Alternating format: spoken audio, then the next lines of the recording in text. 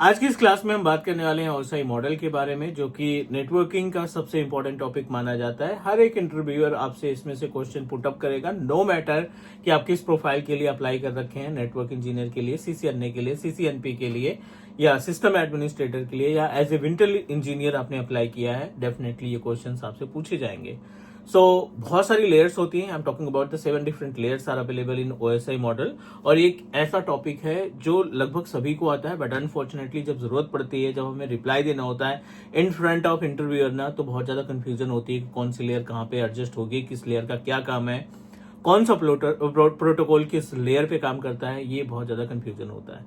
इस वीडियो में हम कोशिश करेंगे सबसे आसान तरीके से आपको गाइड करने के लिए, कि ताकि आप एक बार इस वीडियो के बाद कभी भी क्वेश्चन पुटअप किया जाता है ओएसआई मॉडल से रिलेटेड, ओएसआई लेयर से रिलेटेड, तो आप आसानी से उसको रिप्लाई कर सके। ठीक है।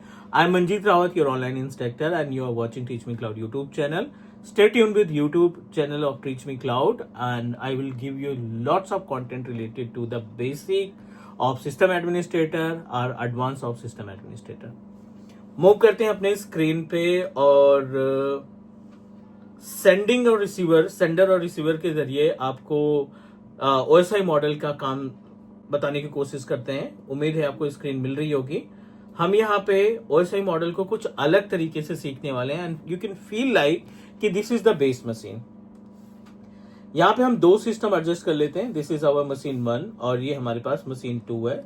लोकल एरिया नेटवर्क हो या फिर आपका सिस्टम इंटरनेट से कनेक्टेड है, डेटा ट्रांजेक्शन किसी भी एंगल से आप कर रहे हैं, लोकल में डेटा ट्रांसमिशन कर रहे हैं, या इंटरनेट के थ्रू आप डेटा को ट्रांसफर कर रहे हैं एक लोकेशन से दूसरी लोकेशन में, ओएसआई मॉडल दोनों तरीके से काम करेगा, दोनों जगह पे काम करेगा। अब हम पहले वाली मशीन को एज वी डिसाइडेड कि ये सेंडर होगा हमारा, जो डेटा को सेंड करेगा, और ये हमारा रिसीवर होगा। ठीक है, एक सेंडर हो गया और एक हमारा रिसीवर हो गया। अब इन दोनों के बीच में ओएसआई मॉडल का काम सीखने की काम जानने की कोशिश करते हैं कि ओएसआई मॉडल इनके बीच में कैसे टास्क परफॉर्म करता है। 7 डिफरेंट लेयर्स होती हैं। I am going to start from the first layer. पहली लेयर हमारी होती है, not first layer, this is last layer, application layer होता है पहला। एक्चुअली में 7 लेयर है, 7th लेयर पे एप्लीकेशन लेयर है। देन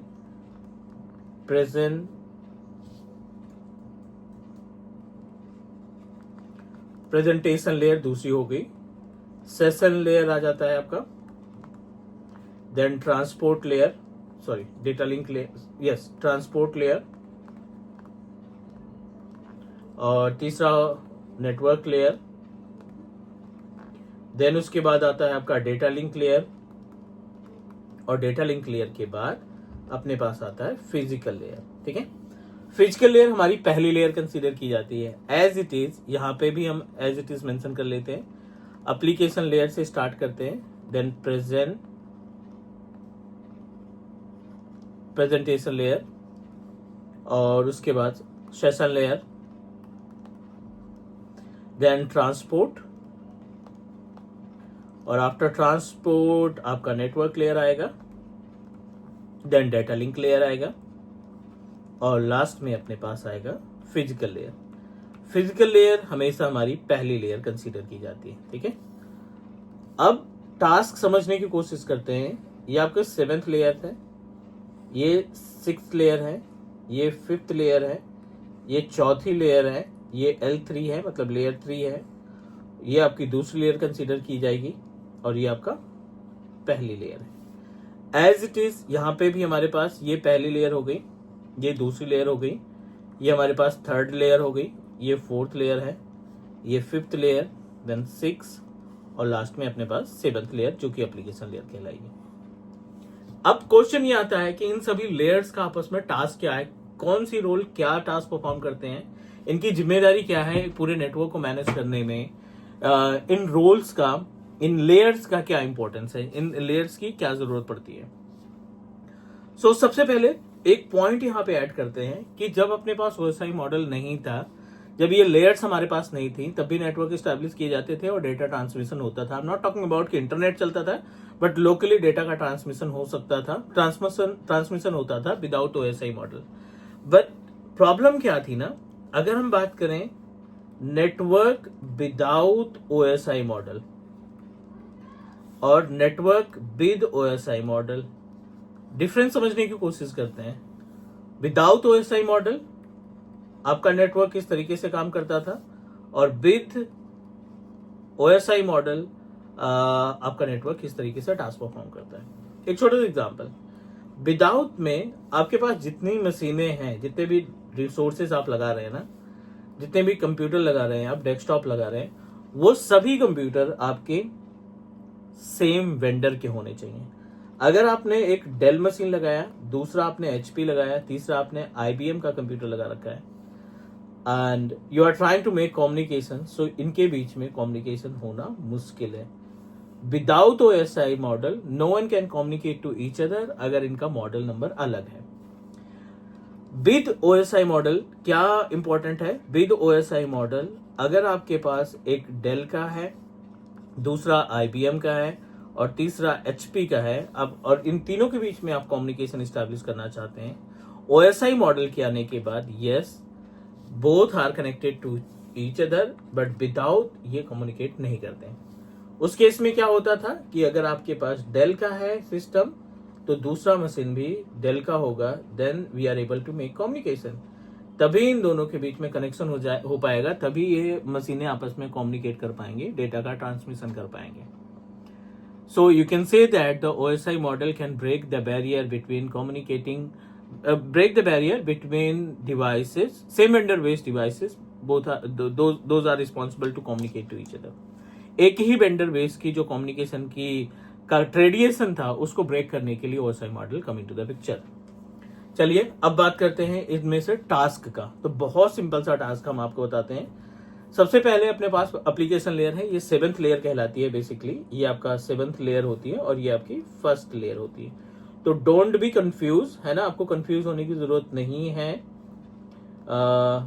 4th हो गई, ये 5th हो गई, ये 6th हो गई और ये आपकी 7th लेयर हो गई। लास्ट लेयर है आपकी एप्लीकेशन। अब आप देखिए, जब भी आप डेटा ट्रांसमिशन करते हैं एक कंप्यूटर से दूसरे कंप्यूटर में, जब आप डेटा ट्रांसफर करने का काम करते हैं, तो कोई ना कोई प्रोटोकॉल का, कोई ना कोई सॉफ्टवेयर का, कोई ना कोई साइट का आप इस्तेमाल करते हो। एक छोटा सा एग्जांपल, अगर ये मशीनें आपस में लैन से कनेक्टेड है, ठीक है, अगर ये मशीनें आपस में लोकल एरिया नेटवर्क से कनेक्टेड है, एक ही नेटवर्क एनवायरनमेंट में है, और हमारे पास एक आईएसओ इमेज है जो कि लगभग 5 GB के आसपास इसका साइज है, हम इस आईएसओ इमेज को ट्रांसफर करना चाहते हैं दूसरे कंप्यूटर पे, तो अपने पास कई सारे ऑप्शंस होंगे। आप बोलोगे कि एफटीपी से शेयर कर सकते हैं, एंड एनटीएफएस शेयरिंग से शेयर कर सकते हैं, एसएमबी से शेयर कर सकते हैं, एनएफएस से भी शेयरिंग किया जा सकता है। अब ये जो प्रोटोकॉल्स हैं ये बिल्ट इन है आपके आपके आपके एग्जिस्टिंग ऑपरेटिंग सिस्टम में, सारे प्रोटोकॉल्स आपको आसानी से मिल जाते हैं। इसके लिए कोई थर्ड पार्टी सॉफ्टवेयर या टूल को इंस्टॉल करने की रिक्वायरमेंट नहीं होती।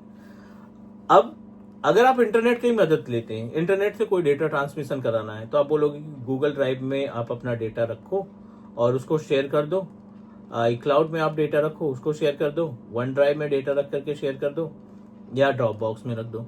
तो ये थर्ड पार्टी एप्लीकेशन आ गए जो कि HTTPS पे काम करते हैं, वेब ब्राउजर पे काम करेंगे। इनका URL जो है वो वेब ब्राउजर पे काम करेगा, आप उसको कॉपी पेस्ट करेंगे and you are able to get the access of our data. कहने का मतलब सिंपल से ये है, application layer is responsible to identify the path that help you to transfer your data from one machine to another machine, चाहे वो local area network में हो, चाहे वो इंटरनेट के सहारे आप डेटा ट्रांसफर करना चाहते हैं। जो भी एप्लीकेशन, जो भी प्रोटोकॉल्स आपके इस्तेमाल किए जाते हैं to share the data, to communicate, to transfer our data from one machine to another machine, वो सारी एक्टिविटी एप्लीकेशन लेयर की रिस्पॉन्सिबिलिटी होती है। डेटा शेयरिंग करने के लिए जो भी एप्लीकेशन, प्रोटोकॉल, सॉफ्टवेयर, टूल्स का इस्तेमाल करते हैं, वो एप्लीकेशन लेयर की रिस्पॉन्सिबिलिटी होती है। सारे प्रोटोकॉल्स ये जो हमने मेंशन किए हैं ना, FTP protocol, HTTP protocol, right, या टेलनेट प्रोटोकॉल, या फिर SSH प्रोटोकॉल, या फिर SMB प्रोटोकॉल, ये सारे प्रोटोकॉल्स आपके काम करते हैं किस पे? एप्लीकेशन लेयर पे। उम्मीद है समझ में आ गई होगी बातें इसकी, एप्लीकेशन लेयर की रिस्पॉन्सिबिलिटी क्या है। अब बात करते हैं प्रेजेंटेशन लेयर। 3 चीजों पे काम करता है प्रेजेंटेशन लेयर। पहला, इनक्रिप्शन, डेटा को इनक्रिप्ट करना। दूसरा,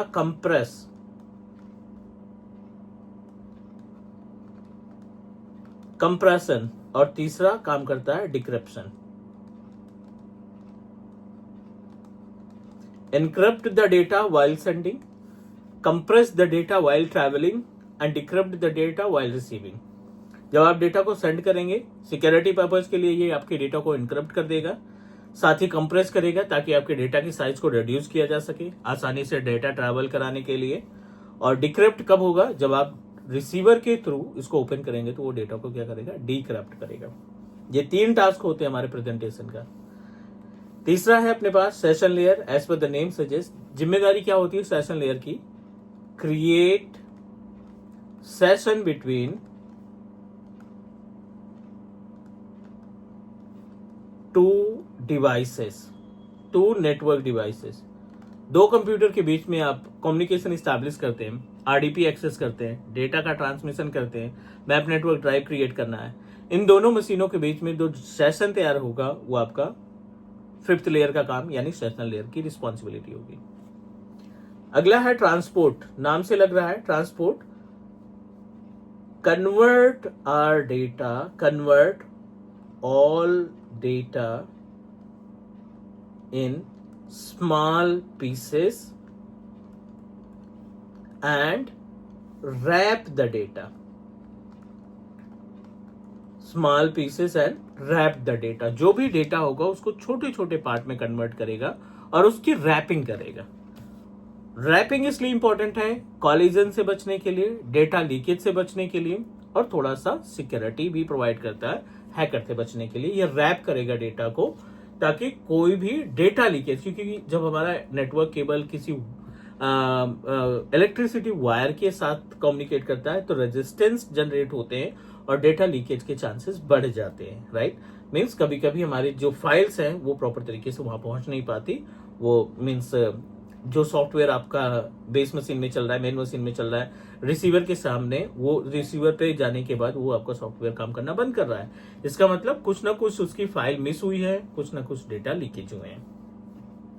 अब बारी आती है नेटवर्क लेयर की। तो जो टीसीपी और आईपी प्रोटोकॉल है ना, ये जो आईपी एड्रेस यानी आइडेंटिटी, जब हम कभी किसी डिवाइस को आइडेंटिटी प्रोवाइड करते हैं, नेटवर्किंग के केस में उनकी आईपी एड्रेस ही आइडेंटिटी है। किसी कंप्यूटर की आईपी एड्रेस है 192, किसी कंप्यूटर की आईपी एड्रेस है 172 या 10 की सीरीज, जो भी सीरीज की आईपी एड्रेस, जो भी क्लास की आईपी एड्रेस आप प्रोवाइड करना चाहते हैं, वो आईपी एड्रेस मैनेज करने की जो जिम्मेदारी होती है वो हमारे नेटवर्क लेयर की होती है। क्लियर?